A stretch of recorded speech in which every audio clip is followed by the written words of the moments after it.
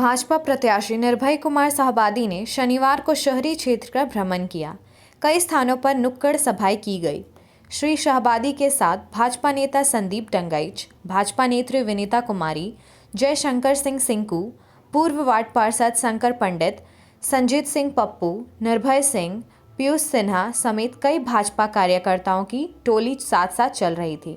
शहर के बरमशिया, मेट्रोस गली, शास्त्री नगर के साथ परगंडा समेत कई मोहल्लों में जनसंपर्क चलाकर लोगों से मुलाकात किया। कहा कि आप सभी एक एक कीमती वोट कमल फूल पर देकर पीएम मोदी को देश की मजबूती प्रदान करने का काम करें। कहा कि जनता के आशीर्वाद से झारखंड में डबल इंजन की सरकार बने, नरेंद्र मोदी के नेतृत्व में झारखंड का पूर्व विकास होगा। मतदाताओं से अपील करते हुए कहा कि चुनाव के दिन 20 नवंबर को जलपान से पहले मतदान करें, क्योंकि एक स्वच्छ भारत के लिए एक एक मतदाता का मतदान जरूरी है। शहर भ्रमण के बाद भाजपा प्रत्याशी शाहबादी ने ग्रामीण इलाकों का भी भ्रमण किया। ग्रामीणों को संबोधित करते हुए कहा कि हेमंत सोरेन की सरकार ने 5 वर्षों में राज्य को लूटने का काम किया है। यही हाल गिरिडीह विधानसभा क्षेत्र का भी रहा है। कहा कि इससे बचने के लिए भाजपा को वोट दें। यह हेमंत सोरेन की सरकार बनी है तो किसका भला हुआ है? कोई भी सरकार बनती है और मैं आपसे पूछना चाहता हूं, आप अगर घर ठीक से रख सकेंगे, आपका घर में जो परिवार है उसको सम्मानित करके रखेंगे, उनको पूरी ताकत देने का काम करेंगे, कोई भी परिवार चलाने वाला व्यक्ति आपस में सौहार्द रखता है, घर में एक दूसरे की बात सुनता है, प्रताड़ित नहीं करता है। लेकिन हेमंत सोरेन ने अपनी बड़ी भाभी को बाहर निकाल दिया, अपने आंदोलन के साथी को चंपई सोरेन को बाहर निकाल दिया। अपने घर में जब वो संभाल नहीं पाया तो क्या झारखंड संभालेगा? आपको संभालेगा? ऐसे व्यक्ति को राज करने का अधिकार नहीं है। क्यों बना था? हमारे साथी ने भी बताया, उसकी एक ही योजना है कि झारखंड को लूटने का।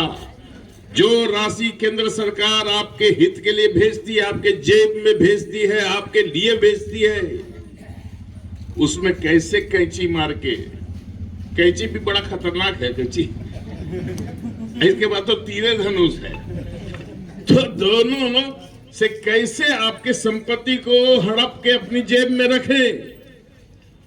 आप लोगों ने सुना होगा, पढ़ा होगा, देखा होगा कि उनके एक मंत्री के घर से 350 करोड़ प्राप्त हुए हैं। सोच लीजिए, एक मंत्री का 350 करोड़, तो बाकी मंत्रियों का और मुख्यमंत्री के घर में कितना होगा? अरबों रुपया,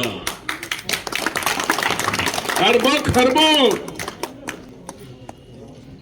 तो इस सरकार का चूल हिलाने का सिर्फ दायित्व निर्भय शाहबादी उनके साथियों पे नहीं है। हर माता बहनों को इस बात को सोचना पड़ेगा कि 1 रुपया की रजिस्ट्री आपकी की जाती थी डबल इंजन की सरकार में, उसको इन्होंने सबसे पहले बंद कर दिया। किसके साथ भलाई किया है? किस जमात के साथ किया है? बता तो दे एक बार। यहां सिर्फ उगाही का खेल चल रहा है।